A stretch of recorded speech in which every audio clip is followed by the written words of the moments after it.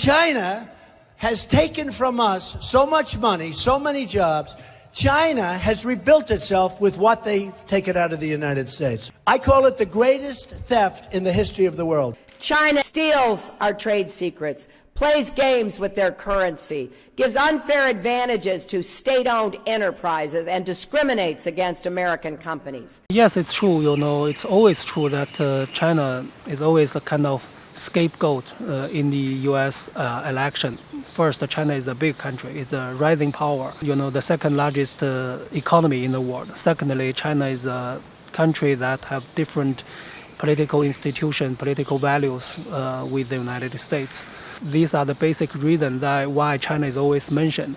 And also China and the U.S. have a lot of disputes like trade or something. This can be easily used by presidential candidates in the United States. Now the two candidates do mention China a lot.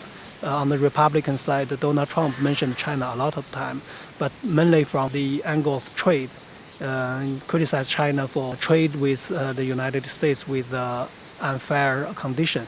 And on the Democratic side, I think Hillary Clinton also mentioned China a lot, more or less based on the geopolitical competition or tension between China and the U.S.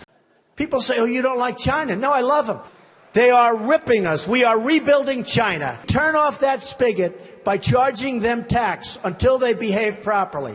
But I've gone toe-to-toe with China's top leaders on some of the toughest issues we face, from cyber attacks to human rights to climate change to trade and more. We're going to, once and for all, get fair treatment, or they're not going to get access to our markets.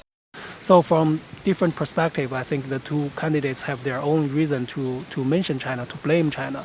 But this is something very usual in the U.S. political arena. And we also need to notice that the rhetorics during the campaign is different from the real policy. When he or she, become real national leader or president, this always happens. You say one thing on the campaign trail, and you do another thing when you are president.